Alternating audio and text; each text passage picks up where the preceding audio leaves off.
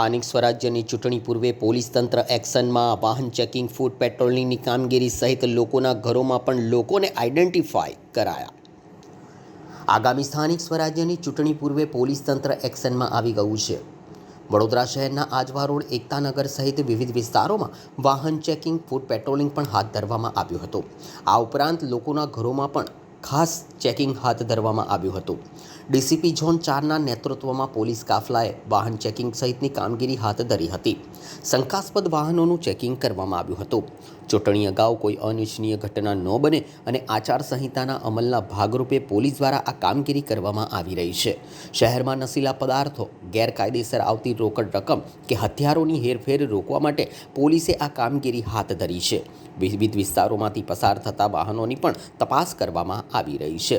ગત રાત્રિએ પણ વડોદરા શહેરના વિવિધ વિસ્તારોમાં સંવેદનશીલ એરિયામાં લોકોના ઘરોમાં પણ વિવિધ પ્રકારે ચેકિંગ હાથ ધરવામાં આવ્યું હતું, જેમાં પોલીસના ઉચ્ચ અધિકારીઓ સહિત પોલીસ કાફલો જોડાયો હતો.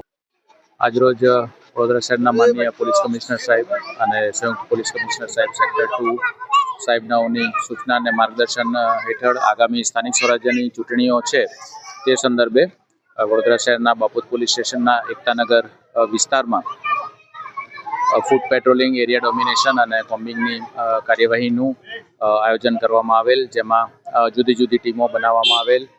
એસીપી, પીઆઈ, પીએસઆઈ શ્રીઓની જુદી જુદી ટીમો બનાવવામાં આવેલ અને સમગ્ર એરિયામાં ફૂટ પેટ્રોલિંગ, એરિયા ડોમિનેશન અને કોમ્બિંગની કાર્યવાહી કરવામાં આવેલ અને જે જુદા જુદા ગુનાઓ સાથે સંકળાયેલા ગુનાહિત ઈસમો, માનસ ધરાવતા ઈસમો છે, હિસ્ટ્રી શીટર છે, એમસીઆર કાર્ડ ધરાવતા છે, તમામનું ચેકિંગ કરવામાં આવેલ અને જે કંઈ પણ વાંધાજનક મળી આવે તેમાં કાયદેસરની કાર્યવાહી કરવામાં આવેલ છે.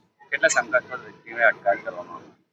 જુદા જુદા જે હિસ્ટ્રી શીટર છે, એમસીઆર કાર્ડવાળા ઈસમો છે, એમને ચેકિંગ કરવામાં આવેલ છે અને જે પ્રોહિબિશનનો કેસ કરવામાં આવેલ છે અને જે એક ગુજસી ટોકના આરોપી જે છે, જેમને ખરેખર અહીંયા રહેવાનું નથી, મળી આવેલ છે, એમના વિરુદ્ધ પણ ધોરણસર કાર્યવાહી કરવામાં આવી રહી છે. શંકાસ્પદ વાહનો ડિટેન કરવામાં આવ્યા છે. કેટલા વાહનો જેમના કાયદેસરના કાગળો નથી અથવા તો કોઈ પણ એમવી એક્ટના જુદી જુદી કલમોનું ભંગ કરવામાં આવેલો હોય તેમાં એવા જુદા જુદા વાહનો ની ચેકિંગ કરીને અત્યાર સુધી કુલ 3 વાહનો ડિટેન કરવામાં આવેલા છે. કયા કયા વિસ્તારમાં ફૂટ પેટ્રોલિંગનું કાર્ય?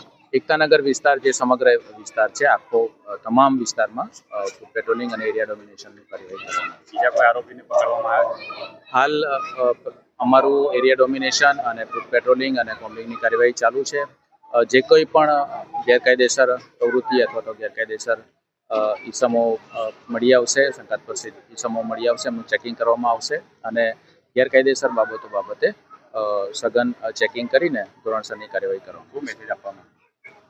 અમારો વડોદરા શહેર પોલીસનો એ જ સંદેશ છે કે આવનારી ચૂંટણીઓના સંદર્ભમાં લઈને વડોદરા શહેર પોલીસ સંપૂર્ણ તૈયાર છે. તમામ પ્રકારનો બંદોબસ્ત, ફૂટ પેટ્રોલિંગ, એરિયા ડોમિનેશનની કાર્યવાહી કરવામાં આવી રહી છે અને આગામી સ્થાનિક સ્વરાજ્યની ચૂંટણીઓના સંદર્ભમાં વડોદરા શહેરે પોલીસ દ્વારા પૂરતી તૈયારી કરવામાં આવેલી છે, બંદોબસ્તનું આયોજન કરવામાં આવેલું છે.